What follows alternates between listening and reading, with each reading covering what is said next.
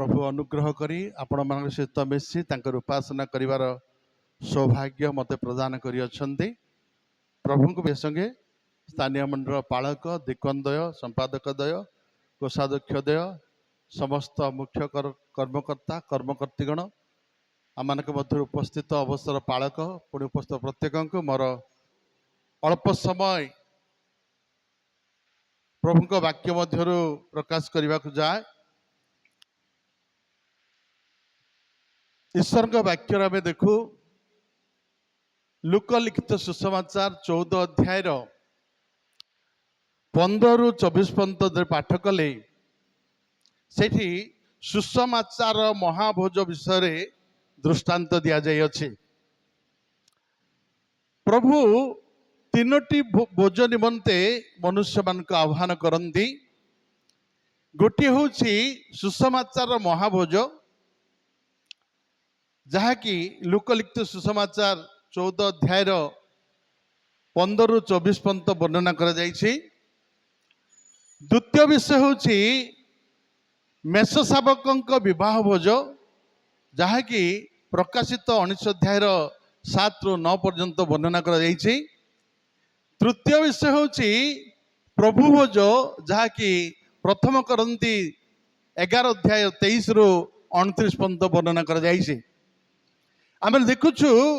जे यही तीनोटी भोज निमंते प्रभु कौन करती लोक मान आह्वान करती। गोटे कथा हूँ सुसमाचार महाभोज, द्वितीय कथा हूँ मेष शावक विवाह भोज, तृतीय कथा हूँ प्रभु भोज। जो माने सुसमाचार महाभोजर अंशी हेबे, जो माने प्रभु भोजर अंशी हेबे, से माने मेष शावक विवाह भोजर निमंत्रण योग्य विवेचित हेबे। जो माने सुसमाचार महाभोजर अंशी हेबे, जो माने प्रभु भोज अंशी हेबे, प्रभु भोज ग्रहण करिवे, से माने मेष शावक विवाह भोजर भोज निमंते योग्य विवेचित हेबे। एणु प्रभु ए तीनोटी भोज निमंते लोक मान आह्वान करती। एणु प्रभु जीशु जितेबाला जगत रे थिले सेही समय लोकलिखित सुसमाचार 14 अध्याय 15 ରୁ 29 पर्यंत एक महाभोज विषय से कौन कर वर्णना करियछन्ति। एणु जितेबाला 15 पद मैंने पढ़ुछु लेखा अच्छी 15 पद लेखा अच्छी ता शुणी ताहांक सहित भोजन बसथिबा लोक मानक मध्यरु जड़े ताहांक कहले जो लोक ईश्वर राज्य भोजन करिबो से धन्य। जो लोक ईश्वर राज्य भोजन करिबो से धन्य। एणु प्रभु जीशु यही कथा को नहीं कौन करछन्ति एक भोजर दृष्टांत एटी वर्णना करियछन्ति। एणु ए लेखा अछि ए हाउची महाभोजर दृष्टांत, सुसमाचार महाभोजर दृष्टांत।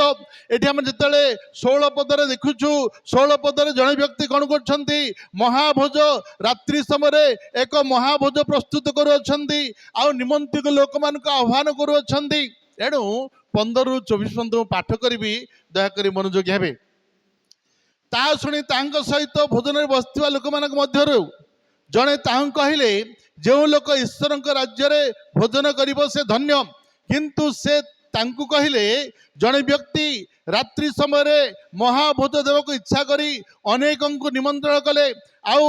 भोजन समय उपस्थित होते से निमंत्रित लोक मान निकट को आपण दास को पठाई कहले आपण माने आसंतु कारण समस्त प्रस्तुत हलानी। किंतु समस्ते एकमतरे क्षमा प्रार्थना करने को लगिले। प्रथम जन तां कहला मु जड़े मु खंडे क्षत किणी अच्छी मते ताहा देखा पड़ो अनुरोध करे मु क्षमा पाई अच्छी बोली मन करे। आउ जड़े कहला मु 5 हल बलद किणी अच्छी आउ मु सेमान को परीक्षा करने को जाऊँगी अनुरोध करे मु क्षमा पाई अच्छी बोली मन करे। अन्य जड़े कहला मु विवाह करी अच्छी तेणु मु जाई पाउ नाही। पुणी से दास आसी अपना प्रभु को सही सब जणाइले। से गृहकर्ता क्रोधान्वित होई अपना दास कहले शीघ्र नगर दांड ओ गलीगुड़ को जाई दरिद्र पंगु अंध और खंज मान को एठाकू घेनी आस। परे से दास कहला हे प्रभु आपण आज्ञानुसार करा जायछि तथापि आहुरी स्थान अच्छी। से प्रभु से दास कहले राजदांड ଓ ଗଛମୂଳ को ଯାଇ मोहर गृह जेपरि पूर्ण हुए एथिपाई लोक मानक आसिया पई बळाओ जेणु मु तुम कहुछि से निमंत लोक मानक मध्यरु केही मोहर भोजर आस्वाद पाइले नाही। यह माने अनेक थर एही वाक्य को अनेक थर आमे शुणीछु अनेक थर पढ़ीछु आमानकर जनाशुणा वाक्य किंतु आज एक सुसमाचार संवाद आमने शुणा जाओ कारण प्रभु जीशु यही दृष्टांत ये कहते जो जो लोक ईश्वर राज्य भोजन रे बसिब से धन्य को माने ईश्वर राज्य भोजन रे बसिबे से माने धन्य यह वर्णना कर एणु ये देखुछु प्रभु जीशु यह गोटे सुसमाचार भोज सुसमाचार महाभोज विषय वर्णना कर जाए कारण सुसमाचार जो माने से सुसमाचार भोज को निमंत ग्रहण करती से माने आगामी दिन में से मेषशावकर विवाह भोजर अंशी हेबे जो माने से निमंत्रण ग्रहण करती से आगामी दिन में से कौन हेबे मेषशावक भोजर अंशी हेबे से माने किछि क्षण समय पाई एही जगत रे प्रभु भोज भागी हेबा आवश्यक जो माने ए सुसमाचार अंशी हेबे सुसमाचार भोजर अंशी हेबे से माने दिने मेषशावकर विवाह भोजर अंशी हेबे किंतु जगत रे आम जीवन यापन करुछु प्रभुठार विश्वास करुछु आमने एही प्रभु भोजर अंशी हेबा एही प्रभु भोज ग्रहण करबा आमानकर आवश्यकता अटे। एठी आमे देखु एही सुसमाचार विषय वर्णना करा जाए संभवतः यह जिहुदी मूलतः यही दृष्टांत इस्राएल एवं ख्रीष्टन को और तांकर संवाद व्यापक प्रत्याख्यान प्रति प्रयोग करा जायछि। एटा मैंने अनेक लोक जानिछु जे यह जिहुदी लोक मानक विषय वर्णना करा जायछि जिहुदी लोक मान को आह्वान करागला मन्नित करागला डकागला भविष्यत वक्ता मान द्वारा निमंत्रण करागला किंतु से माने आसिले नहीं आउ से माने कहले निमंत्रण ग्रहण कले नहीं मध्य यह वर्तमान मंडली और विश्वासी मान को बुझाए यद्यपि से समय पुरातन नियम जिहुदी मान विषय वर्णना किंतु वर्तमान यह मंडली और व्यक्तिगत भाव में समस्त प्रযোज्य अटे। आउ ख्रीष्टंकर भविष्य स्वर्गीय राज्य और तांको आगमन रे जो माने प्रकृत रे एथिरे अंशी हेबे मेषशावक विवाह भोजर अंशी ताहा ए दृष्टांतर मूल विषय। एठी हमें देखुचु दृष्टांतर मूल विषय होची जो माने सुसमाचार अंशी हेबे जो माने सुसमाचार भोजर अंशी हेबे से माने दिने मेषशावक विवाह भोजर अंशी हेबे ताहा एई दृष्टांतर मूल विषय अटे। प्रभु एई दृष्टांतर ताहा वर्णना करिसंती जो माने प्रभु को प्रथम रे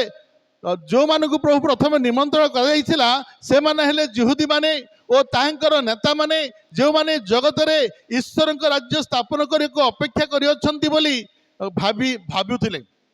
और जिहुदी माने अपेक्षा करथिले यीशु ख्रीष्ट जगत को आसीबे से तांको राज्य स्थापन करिवे अपेक्षा करुथिले आ दाबी करुथिले से मानको निमंत्रण करागला किंतु जेतेबेले ख्रीष्ट आसिले सेतेबेले सही लोक माने तांको राज्य विषय रे तांको राज्यर अंश हेबा पई कोन कले निमंत्रण को प्रत्याख्यान कले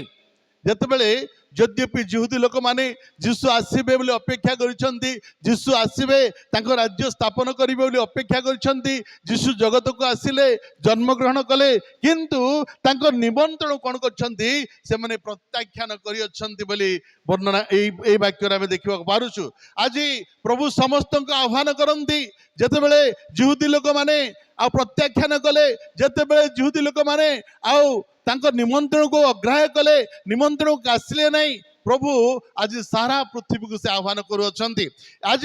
अनंत जीवन देवा पई ख्रीष्ट समस्त को निमंत्रण करंती समस्त लोकों को निकट लोक पठांती समस्त को से प्रेरणा करंती कारण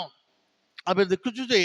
जिसा 45-22 जो पढ़ा लेखा अच्छी पृथ्वी तो प्राप्त समस्ते तुम्हें माने आंभ प्रति अनाई परित्राण प्राप्त हो यूनिवर्सल काल गोटे जाति गोटे धर्म गोटे देश नुहे सारा पृथ्वी को यूनिवर्सल काल प्रभु समस्त को आह्वान करुछंती समस्त को निकट को डाकुछंती समस्ते मो निकट को आस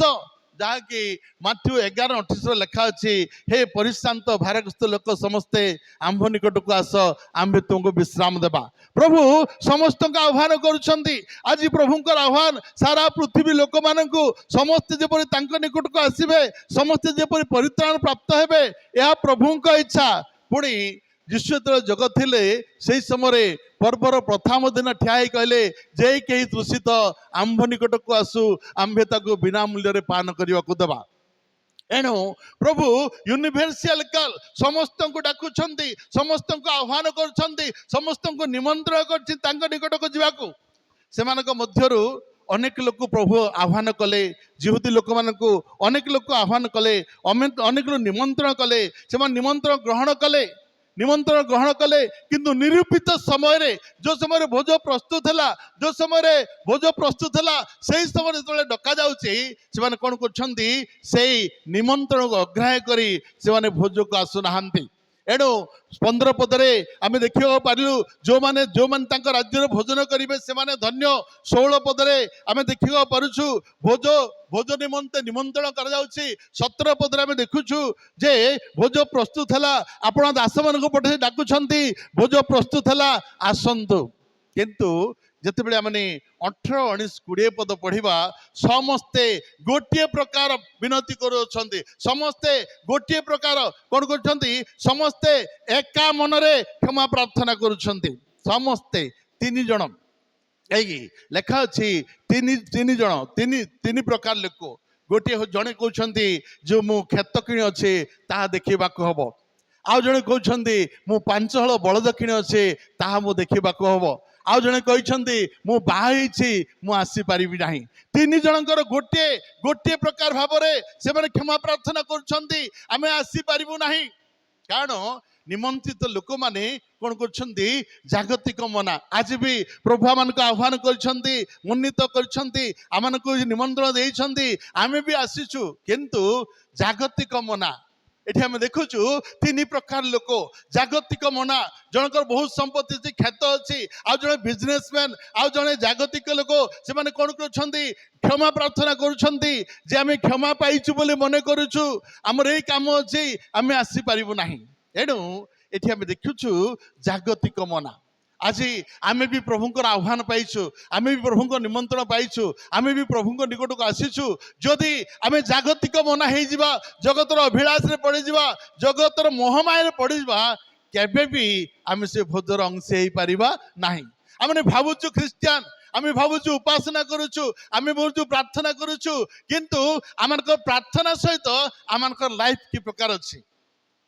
ଆମେ କି ପ୍ରକାର ପ୍ରଭୁଙ୍କ ନିମନ୍ତ୍ରଣ ଆହ୍ୱାନ ପାଇଛୁ। ପ୍ରଭୁ ଆମକୁ ଡାକିଛନ୍ତି, ହେ ପରିଶ୍ରାନ୍ତ ଭାରଗ୍ରସ୍ତ ଲୋକ ମୋ ନିକଟକୁ ଆସ। ପ୍ରଭୁ ଆମକୁ ଡାକିଛନ୍ତି, ହେ ତୃଷିତ ଲୋକ ମୋ ନିକଟକୁ ଆସ। ଆଜି ଆମେ ପ୍ରଭୁଙ୍କ ନିକଟକୁ ଆସିଛୁ, କିନ୍ତୁ ଆମର ଲାଇଫ କି ପ୍ରକାର ଅଛି। ସେଇ 3 ଲୋକ ଗୋଟିଏ ପ୍ରକାର ପ୍ରାର୍ଥନା, ସେମାନଙ୍କ ଭିନ୍ନ ପ୍ରାର୍ଥନା ନାହିଁ। ସେମାନେ ଜାଗତିକ ମନା, ଜାଗତିକ ବିଷୟରେ ଆସକ୍ତ, ବ୍ୟବସାୟରେ ଆସକ୍ତ, ବିଭିନ୍ନ କାର୍ଯ୍ୟରେ ଆସକ୍ତ। ଏଣୁ ଜାଗତିକ ମନା ହେଲେ କେବେ ଈଶ୍ୱର ପରାୟଣ ଜୀବନ କାଟି ପାରିବା ନାହିଁ। ଜଣେ ଜାଗତିକ ଯଦି ହେଇযাব, ସେ କେତେ ବଡ଼ ପାଳକ ହେଉ, କେତେ ଅଭିଷିକ୍ତ ହେଇଥାଉ, କିମ୍ବା ଆଉ କଣ ହେଇଥାଉ, ଯଦି ଜାଗତିକ ମନା ଆମେ ଅଭ୍ୟାସରେ ପରିଣତ ହେବା, କିନ୍ତୁ ପ୍ରକୃତରେ ଆତ୍ମିକ ଜୀବନ ଆମ ଠାରେ ନଥିବ। ଅଭ୍ୟାସଗତ ପ୍ରାର୍ଥନା, ଘଣ୍ଟା ପ୍ରାର୍ଥନା କରିପାରିବା, ଅଭ୍ୟାସଗତ ପ୍ରଚାର କରିପାରିବା, ଜ୍ଞାନର ସହିତ ପ୍ରଚାର କରିପାରିବା, କିନ୍ତୁ ଜାଗତିକ ମନା ଲୋକ କେବେ ଆତ୍ମିକ ହେଇପାରିବ ନାହିଁ। ଏଣୁ ପ୍ରଭୁ କହିଲେ ଯେ ଜଣେ ଲୋକ 2 ମୁନିବର ଦାସ ହେଇପାରିବ ନାହିଁ। ଧନର ଈଶ୍ୱରଙ୍କ ଦାସ ହେଇପାରିବ ନାହିଁ। ଜଣେ ଯଦି ଜାଗତିକ ମନା ହେଇଗଲା, କେବେ ସେ ଈଶ୍ୱର ପରାୟଣ ହେଇପାରିବ ନାହିଁ। ତେଣୁ ଏଠି 3 ଜଣ ଗୋଟିଏ ଅନୁରୋଧ କରୁଛନ୍ତି, ଆମେ କ୍ଷମା ପାଇଛୁ ବୋଲି ମନେ କରୁଅଛୁ। କାରଣ ମୁଁ କ୍ଷେତ କିଣିଛି, ଦେଖିବାକୁ ଯିବ। ଜଣେ ଯେତେବେଳେ କ୍ଷେତ କିଣୁଛି, ଯଦି ଆମେ ଜମି କିଣିବା, କଣ ଆଗରୁ ଆରାଇ ଆସିବ, ମାପ କରିବ, କେତେ ଜାଗା ଅଛି, କଣ ଅଛି, ତା ଆଗରୁ ସେ ଜମିବାଲା ଯାଇ ଦେଖିବ, ସେ ଜମିରେ କେମିତି ଫସଲ ହଉଛି ଆଗରେ ଦେଖିବ, ତାପରେ ଆରାଇକୁ ଡାକିବ, ଅମିନକୁ ଡାକିବ, ମାପ କରିବ, ତାପରେ ମ୍ୟାପ କାଟିବ, ତାପରେ ଯାଇ ରେଜିଷ୍ଟ୍ରେସନ ହବ, ନାଇଁ କି? ସେ ଆଗରୁ ସବୁ କରିଥିବ ନିଶ୍ଚୟ। जे जे बलद किणुची आगु से आजिकाली बलद किणवा लोक मैंने कौन करती आगु बलद चालुची ना नहीं से हल हल कर चाष करने समय देखुंट तापर बलद किणुंट किंतु से क्षमा प्रार्थना बाहाना थिला से क्षमा प्रार्थना कौन थिला बाहाना थिला केवल से क्षमा क्षमा प्रार्थना से क्षमा पाइबापी देइथिबा कौनसी कारण यथार्थ नथिला यथार्थ नथिला सत्य नथिला आउ एठी उदाहरण स्वरूप जो लोक क्षेत्र किणब बलद किणब ता आगु से परीक्षा करिवो तेणु एठी आमे देखुछु जे जागतिक मना लोक माने केबे भी ईश्वर राज्यर भोजर अंशी हो पारे ना यद्यपि निजको से ख्रीस्टियान बोलिबो निजको प्रभु लोक बोली कहबो निजको प्रार्थना जीवन कहबो किंतु प्रकृत रे से आत्मिक जीवन ताठारे नथिबो आपण देखिबे अभ्यासगत प्रार्थना हाँ लोक मैंने घंटा घंटा प्रार्थना अभ्यासगत प्रार्थना किंतु स्पिरिचुआलिटी किसी नथिबो जन लोक द्विपद प्रार्थना करिवो से प्रार्थना रे आत्मिकता थिबो से प्रार्थना रे प्रभु से प्रार्थना शुणिबे लंब प्रार्थना प्रभु केबे शुणिबे नहीं कि बेले बेले सर्ट टर विषय में गोटे थर चेष्टा पढ़ुली छोट प्रार्थना नहीं कि छोट प्रार्थना प्रभु सब छोट प्रार्थना को कौन कर प्रेम करती पर्सनल लाइफ आपण घरे घंटा घंटा प्रार्थना करंतु किंतु चर्च जो सुजोग दिया हबो से चर्च रे लोक माने घर निज घर विषय सब विषय घंटा घंटा प्रार्थना करंती किंतु निर्दिष्ट प्रार्थना नहीं कि जो विषय प्रार्थना सुजोग दिया जिवो से विषय प्रार्थना करवा दरकार तेणु आज आम देखुचु जे निमंत लोक मैंने अयोग्य हेबारु अन्य माने कौन हले अधिकार प्राप्त हले निमंत्रित लोक मैंने जिते आसिले नाई से समय अयोग्य लोक मैंने जो मैंने दांडरे अच्छी जो मैंने दांड आ नगर दांड गुड़ाक अच्छा दरिद्र लोक मैंने पंगु लोक मैंने अंध लोक मैंने खंज लोक मैंने से कौन कर निया जाउछि ऊपर पद लेखा अच्छी निमंत्रण करागला किंतु तल पद लेखा अच्छी से घेनी आस नहीं कि तल पदरे जा निमंत्रण कर लेखा जाए नहीं जाइए से निमंत्रण नहीं डाकी आस देखा जाए नहीं कारण भोज प्रस्तुत है से घेनी आस दास को पठाई से नहीं आसवाई प्रभु कौन कर सुजोग देइछंती से सुजोग आज आम पाइछु से सुजोग आज पाइछु हे तो आज ए दिन मान सुसमाचार पहुंची था हे तो समस्त मन परिवर्तन कर कारण वर्तमान सुसमाचार प्रचार करने द्वारा प्रचार होची किंतु लोक अधिकांश ग्रहण करूना मु प्रभु को धन्यवाद दिए जे सही समय मिशनरी मानकर सुसमाचार प्रचार रे गाँ गाँ परिवर्तन होती मु गोटे गाँ को 16 वर्ष है जाऊँगी आज्ञा 16 वर्ष है जाऊँगी सुसमाचार करने को जाऊँगी रविवार दिन गिरजा को जाऊँगी मासकु थरे हाउस प्रेयर को जाऊँगी हाँ किंतु ए 16 वर्ष 12 परिवार का 16 वर्ष प्रचार रे 12 परिवार फेरी आ बड़का 70 परिवार फेरी ना मु रात्रि भावुली ए दिन मानकर जदि आम अंचल प्रचार होते आम फेरी न था परा कारण शैतान ए दिन मानक लोक मान मन को कठिन कर देइछि से दिन मानक लोक मान मन सरल थिला ए दिन मानक हे तो लोक मैंने एते फेरी न था मिशनरी मान प्रचार रे किंतु से दिन मानक आम लोक मान मन सरल थिला आम लोक मान सुसमाचार ग्रहण कर हृदय प्रभु खोली देइथिले एणु गाँ गाँ लोक मैंने परिवर्तन होइछन्ति एणु आज आम देखुछु जे को माने पाइले अंध लोक माने खंज लोक माने आउ नगर गुड़िकर दरिद्र लोक माने पंगु लोक माने आउ जो माने अकामी लोक माने सब कहले से भोज को निमंत्रित हले पदर देखा अच्छी से घेनी आसवाई से निमंत्रण देवाई नहीं से आउ थे जाई कहवाई नहीं किंतु से नहीं आस नहीं आस से कर्ता दास मान कहते से नहीं आस एणु आम देखुचु यहीपर लोक मैंने अच्छा जे मान हृदय ख्रीष्ट संपूर्ण समर्पित उत्सर्ग एवं स्वर्गीय उपर केन्द्रीभूत अनेक हृदय से खंज अंध आउ यही मान हृदय संपूर्ण ईश्वर उपर आधारित संपूर्ण प्रभु ख्रीष्ट संपूर्ण समर्पित से माने आ प्रभु से निकट को नेबाई जो कर्ता कहले से निकट को नेबाई आउ सांगे सांगे नईले आउ कहते जे घर पूर्ण है नहीं आहरी बाकी अच्छी नहीं कि ये आम देखुचु से निमंत्रण दि जाए नहीं किंतु से कौन कर दास मैंने आसी नहीं जाइछन्ति आउ से कहते जे आहरी जगह खाली अच्छी एणु से कहले जाओ नगर द्वार को जाओ आउ आनिबा पई कहले ख्रीष्टଙ୍କ निमंत्रण द्विधारे से माने ग्रहण करि अछंती एवं यीशुଙ୍କ सहित रहिबा सुयोग व्यतीत सेमानक जीवन रे आ कोनसी बड़ विषय नाही यीशुଙ୍କ सहित रहिबा छडा आ कोनसी बड़ विषय नाही जो माने ख्रीष्टଙ୍କ ठारे अछंती सेमानक अभाव केबे नाही जो माने ख्रीष्टଙ୍କ ठारे सेवा करछंती सेमानक जीवन रे केबे प्रभु अभाव करिबे नाही मु बेले बेले ग्यारंटी लिखि देबा पई कहबी कारण मोर जीवन रे 97 रु आज पर्यंत अनेक अनुभूति में पाई मु लिखिदेवी जे प्रभु को लोक माने जो माने प्रभु को सेवा कार्य कर गडरेज टंका न थाई पारे बैंक बैलेंस न थाई पारे किंतु प्रभु से अभाव केबे पूर्ण अभाव हेबा प्रभु देबने से आवश्यकता से पूर्ण करिवे एणु खंज माने दरिद्र लोक माने से माने सब कोन कले से माने नियागला ईश्वर को अनुगामी लोक माने निमंत्रित आ से निमंत्रित अंशी से माने ही अछंती आउ जो लोक माने यीशु को संवाद शुणिले आउ जो अंध खंज लोक माने यीशु को संवाद शुणिले से माने संगे संगे से दास मान सहित से भोजरे जे भोजगृह को से माने गले बोली लिखा जाए एणु ख्रीष्ट को संवाद सुसमाचार बेले बेले खंद खंज अंध लोक माने अखामी लोक मान निकटरे सुसमाचार प्रचार बेले बेले माने भाबू सुसमाचार कौन माने सुसमाचार बहुत कष्ट अनेक जगह मु गोटे मोर लाइफ गोटे कथा कहबी आम मु जो अंचल काम करुछि अंचल गोटे गाँव अच्छी संपूर्ण कालिंग लोक मैंने क्या भी से गाँव में प्रवेश करने को देवे नहीं क्या सुसमाचार प्रचार करने को देवे नहीं मत गत वर्ष वाइजाग रु गाड़ी धरी आसी गाँव में पुरेले नहीं से सुसमाचार प्रचार करने किंतु गत मास 11 तारिख रे आम मंडली प्रत्येक मासरे गोटे दिन सुसमाचार कार्य करे गोटे दिन मासर गोटे दिन कौन सी गोटे गुरुवार सुसमाचार को जाओ आम जो सुसमाचार गलु प्रभु अनुग्रह कले जे कौन से लोक प्रतिबंध करना घरे घरे ट्राक देलु घरे माने दांडरे माइक रे प्रचार कलु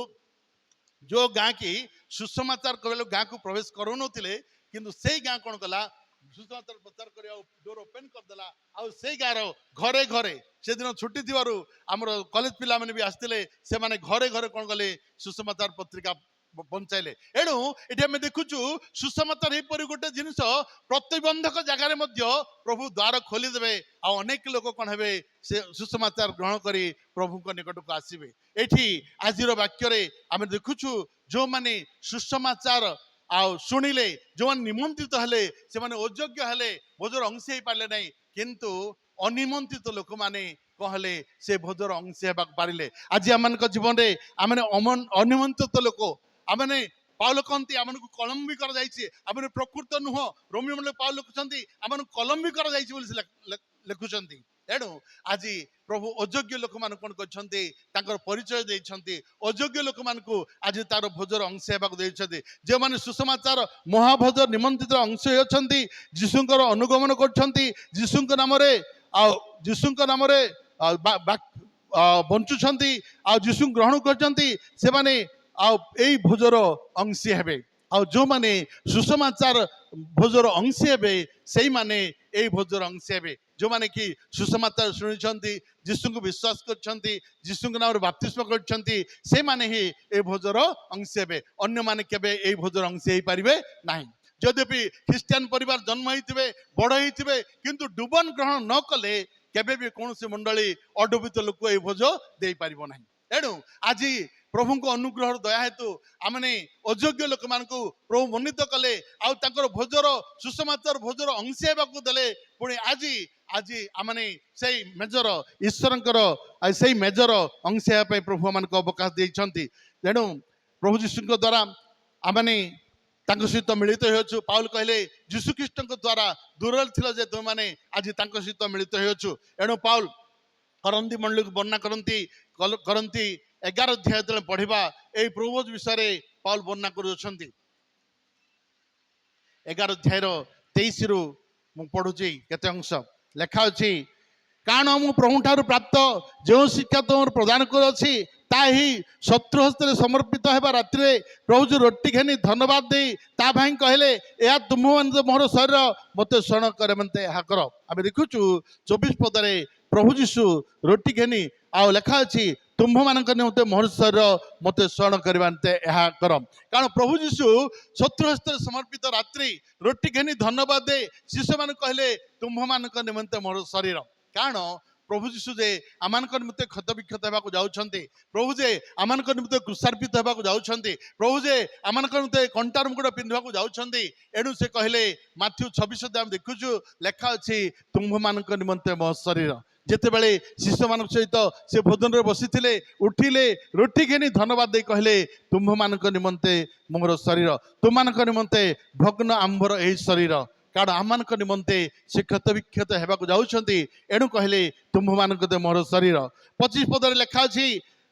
सेहीपरि भोजन तर से पानपात्र घेनी कहले यही पानपात्र मो रक्त स्थापित नूतन नियम तुम जेते थर एथुरु पान कर सेते थर मते स्मरण करते ଏହା कर द्वितीय पानपात्र दे कहले नूतन नियम पान कर कारण अनेक पातित मो रक्त आ जेते थर तो पान करिवो मते स्मरण करबा निमंते पान कर कारण से निमंते रक्त ढाइबाकू जाउछन्ति कारण रक्त बिना पाप मोचन हुए नहीं रक्त बिना पाप क्षमा नहीं कारण तांको रक्त मैंने धौत होछु तांको रक्त पवित्रकृत होछु एणु से कहले या अनेक पातित मो रक्त कारण रोटी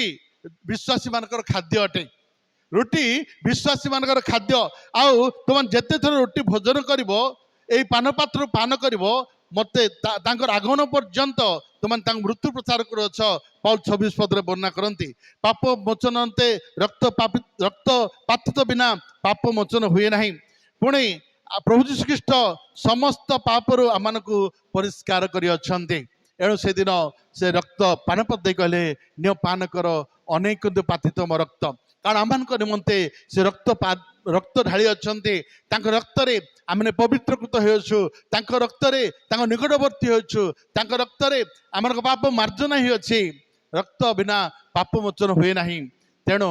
आज प्रभु जीशु से दिन रोटी घेनी धन्यवाद दे शिशु मान कहले निय भोजन कर यह मोर शरीर पुणी पानपात्र दिन कहले निय पान कर अनेक पातित मो रक्त प्रभु जीशु क्रूसर लंब मान आम प्राण दे अच्छे आम आपण शरीर क्षत विक्षत कर आम रक्त ढाली अच्छा एणु प्रभु जीशु कहले कारण मोहर मांस प्रकृत खाद्य जितेबले जौन लिखित 6 अध्याय आम देखु 6:55 पदरे लेखा अच्छी प्रभु यीशु शिष्य मान कहते प्रकृत में मो शरीर तुमकर खाद्य ता से वर्णना कले 6 अध्याय 55 पद मैंने पढ़ा 6:55 लेखा अच्छी कारण मोहर मांस प्रकृत खाद्य मोहर रक्त प्रकृत पेय से कहते मोहर मांस प्रकृत खाद्य प्रभु यीशु शारीरिक खाद्य विशेष ता वर्णना करना यह आत्मिक खाद्य शारीरिक खाद्य जदि जन मनुष्य खाइब 2 घंटा पर ता जीर्ण हो किंतु ए आत्मिक खाद्य विषय वर्णना कर प्रकृत खाद्य जड़े विश्वासी को यह प्रकृत खाद्य कारण यह खाइबा द्वारा से प्रेम रे ऐक्यता रे आत्मिक से वृद्धि हो पार यह भोजन करने द्वारा जीशुख्रीष्ट दुख भोग से सहन कर एणु प्रभु यीशु कहले कारण मोहर मांस प्रकृत खाद्य और मोर रक्त प्रकृत पेय 51 पदरे वर्णना करा मु स्वर्गर अवतीर्ण से जीवनदा कहार कहीं जदि यार भोजन करे से अनंत काल पर्यंत जीवित रहिबो जे कहीं यार भोजन करिवो से अनंत काल पर्यंत जीवित रहिबो कारण लेखा अछि जे प्रभु जो विश्वास करि अछि से मरण अतिक्रम करे जीवन रे प्रवेश करि अछि जॉन 5:24 पदरे वर्णना करा जायछि एणु लेखा अछि प्रकृत खाद्य लेखा अछि जे भोजन करिवो से अनंत काल पर्यंत जीवित रहिबो मु जे आहार देबी ताहा मोर मांस मु ताहार जगत जीवन निमंते देवी लेखा अच्छी जे प्रकृत खाद्य कौन पाई देवे ना आम पूरा अनंत जीवन पाइबा एथि से आपण शरीर को उत्सर्ग कर 50 पद लेखा अच्छी जे कहीं जपरी भोजन कर मृत्यु भोजन करे एमते स्वर्गर अवर्त कर आहार यही अटे प्रभु यीशु कहले तुम पितृपुरुष प्रांत मान भोजन कर मृत्यु बहन कले किंतु मु जो आहार देवी जे भोजन करिवो से केबे मृत्यु बहन करिवो नाही कारण से मन को अतिक्रम करी जीवन में प्रवेश करी अछि तेणु ईश्वर के वाक्य आम देखा पड़ुछु जे जे कहीं आहार भोजन करिवो मु शेष दिन रे ताको उत्थापन करिवि कारण जे कहीं भोजन करिवो प्रभु ताको शेष दिन रे समस्त को उत्थापन करिवे किंतु जो माने ख्रीष्टन ठारे ताई मृत्युवरण करिवे से माने उत्थित हेबे कोन पई से मान पई जो अनंत जीवन अछि से मान जो पुरस्कार अछि ता पाइबा निमंते ସେମାନେ ଉତ୍ଥିତ ହେବେ, କିନ୍ତୁ ଯେଉଁମାନେ ପ୍ରଭୁଙ୍କୁ ପାଇନାହାନ୍ତି ସେମାନେ ଉତ୍ଥିତ ହେବେ, କିନ୍ତୁ ଅନନ୍ତକାଳ ଦଣ୍ଡ ଭୋଗ ନିମନ୍ତେ ସେମାନେ ଉତ୍ଥିତ ହେବେ। ଈଶ୍ୱରଙ୍କ ବାକ୍ୟ ବର୍ଣ୍ଣନା କରେ। ପୁଣି 56 ପଦରେ ଲେଖା ଅଛି ଯେ ମୋର ମାଂସ ଭୋଜନ କରେ ଓ ମୋ ରକ୍ତ ପାନ କରେ ସେ ମୋ ଠାରେ ରହେ, ମୁଁ ତା ଠାରେ। ଯିଏ ଭୋଜନ କରିବ ପ୍ରଭୁ ତାଙ୍କ ସହିତ ରହିବେ, ଏହା ସେ ବର୍ଣ୍ଣନା କରିଅଛନ୍ତି। ଏଣୁ ଆଜି ଆମେ ଈଶ୍ୱରଙ୍କ ବାକ୍ୟର ଧ୍ୟାନ କରିଅଛୁ ଯେ ପ୍ରଭୁ ଆମମାନଙ୍କୁ ଅଯୋଗ୍ୟ ଲୋକମାନଙ୍କୁ ନିମନ୍ତ୍ରଣ କଲେ, ଆହ୍ୱାନ କଲେ, ଆମେ ତାଙ୍କର ସୁସମାଚାର ମହାଭୋଜର ଅଂଶୀ ଅଛୁ। ଆଜି ଆମେ ଯେତେବେଳେ ଜଗତରେ ଅଛୁ, ଆମେ ଏଇ ପ୍ରଭୁ ଭୋଜର ଅଂଶୀ ହେବା ଦ୍ୱାରା ଦିନେ ଆମେ ସେଇ ମେଷଶାବଙ୍କ ଭୋଜର ଅଂଶ ହେବା ପାଇଁ ଯୋଗ୍ୟ ବିବେଚିତ ହେଇପାରିବା। ଯଦି ଆମେ ଏଇ ଜଗତରେ ଯେଉଁମାନେ ଈଶ୍ୱରଙ୍କର ନିମନ୍ତ୍ରଣକୁ ଗ୍ରହଣ ନ କରି ତାଙ୍କ ସୁସମାଚାର ମହାଭୋଜର ଅଂଶ ହେବେ ନାହିଁ, ସେମାନେ କେବେ ବି ଏଇ ପ୍ରଭୁଭୋଜର ଅଂଶ ହେବେ ନାହିଁ, ଆଉ କେବେ ମଧ୍ୟ ସେ ମେଷଶାବକ ବିବାହଭୋଜର ଅଂଶ ହେଇପାରିବେ ନାହିଁ। କିନ୍ତୁ ପ୍ରଭୁ ଆମମାନଙ୍କୁ ଦରିଦ୍ର, ଦିନହୀନ, ଅଜ୍ଞାନୀ, ଏଇ ପ୍ରକାର ଲୋକମାନଙ୍କୁ ପ୍ରଭୁ ଆହ୍ୱାନ କଲେ, ମନୋନୀତ କଲେ। ପୁଣି ଆମମାନଙ୍କୁ ସେଇ ସୁସମାଚାର ମହାଭୋଜର ଅଂଶ ହେବା ପାଇଁ, ତାଙ୍କର ଅନୁଗମନ କରିବା ପାଇଁ, ତାଙ୍କର ଅଂଶ ହେବା ପାଇଁ ପ୍ରଭୁ ସାହାଯ୍ୟ କଲେ। ପୁଣି ଆଜି ଆମମାନଙ୍କୁ ଏଇ ମେଜର ଅଂଶ ହେବା ପ୍ରଭୁ ସୁଯୋଗ ଦେଇ ଅଛନ୍ତି। ଅନେକ ସମୟରେ ଲୋକମାନେ ଏଇ ମେଜର ଅଂଶୀ ହୁଅନ୍ତି ନାହିଁ। ମୁଁ ବହୁତ ବର୍ଷ ତଳେ ଗୋଟେ ବଡ଼ ମଣ୍ଡଳୀକୁ ଯାଇଥିଲି, ସେଠି ପାଳକ ନଥିଲେ। ଆଉ ଯେତେବେଳେ ପ୍ରାୟ 200ରୁ 250 ଲୋକ ଗ୍ୟାଦରିଂ ଅଛନ୍ତି, କିନ୍ତୁ ଏତେବେଳେ ପ୍ରଭୁ ନିକଟରେ ପ୍ରାର୍ଥନା ଚାଲିଛି, ସବୁଠି ଚାଲିଗଲେ 19 ଲୋକ ମାତ୍ର ଥିଲେ। କେତେ ଲୋକ? 19 ଲୋକ ମାତ୍ର ଥିଲେ। ବଳକା ସବୁ ଉଠି ଚାଲିଗଲେ। ଆଉ ପ୍ରଭୁ ଭୋଜକୁ ସେମାନେ ବିଶେଷ ମଣି ନାହାନ୍ତି। ଝୋଟ ଅଭ୍ୟାସ ଅଛି, ସେ ଅଭ୍ୟାସ ଛାଡି ପାରୁନାହାନ୍ତି, କିନ୍ତୁ ପ୍ରଭୁ ଭୋଜ ଅଂଶ ହେଇପାରୁନାହାନ୍ତି। ଏଣୁ ପ୍ରଭୁ ଭୋଜର ଅଂଶ ହେବା ନିତାନ୍ତ ଆବଶ୍ୟକ। ଆପଣମାନେ ଯଦି ବାହାରକୁ ଯିବେ, ଆମର ଫିଲ୍ଡ ଯାଏ, ଯେଉଁମାନେ ଚାଲି ପାରିବେ ନାହିଁ, ସେମାନେ ଆଟୋ କରି ବୁଢ଼ାବୁଢ଼ୀ ମାନେ ପ୍ରଭୁ ଭୋଜ ଦିନ ଅନ୍ତତଃ ଯିବୁ ପ୍ରଭୁ ଭୋଜ ଗ୍ରହଣ କରିବୁ ବୋଲି ସେମାନେ ଆସନ୍ତି। ଏଣୁ ପ୍ରଭୁ ଭୋଜ ଜଣେ ବିଶ୍ୱାସୀ ନିମନ୍ତେ ଏଇଟା ଆତ୍ମିକ ଖାଦ୍ୟ, ପ୍ରକୃତ ଖାଦ୍ୟ। ଜଣେ ବିଶ୍ୱାସୀ ନିମନ୍ତେ ଏକ ଆତ୍ମିକ ଖାଦ୍ୟ। ଯେତେବେଳେ ସେ ପ୍ରଭୁ ଭୋଜ ଗ୍ରହଣ କରିବ, ତାଙ୍କ ଦୁଃଖକୁ ଶରଣ କରିବ, ପ୍ରଭୁଙ୍କୁ ଶରଣ କରିବ, ତାଙ୍କ ମୃତ୍ୟୁ ପ୍ରଚାର କରିବ, ତା ସଙ୍ଗେ ସଙ୍ଗେ ସେ ଆତ୍ମିକରେ ବଳବାନ ହବ, ପ୍ରେମ ଐକ୍ୟତାରେ ସେ ବୃଦ୍ଧି ସାଧନ କରିବ। ଏଣୁ ପ୍ରଭୁ ଆଜି ଆପଣମାନଙ୍କୁ ମତେ ସେ ସୁସମାଚାର ମହାଭୋଜର ଅଂଶ ହେବା ସଙ୍ଗେ ସଙ୍ଗେ ଏଇ ପ୍ରଭୁଭୋଜର ଅଂଶ ହେବା ପାଇଁ ଦେଇଛନ୍ତି। ଏଣୁ ଆସନ୍ତୁ ପବିତ୍ରତା ସହିତ ଆମେ ସେ ମଧ୍ୟର ଅଂଶ ହେବା। ପ୍ରଭୁ ପଠିତ ବାକ୍ୟରେ ଶ୍ରବଣରେ ଆମମାନଙ୍କୁ ଆଶୀର୍ବାଦ କରନ୍ତୁ।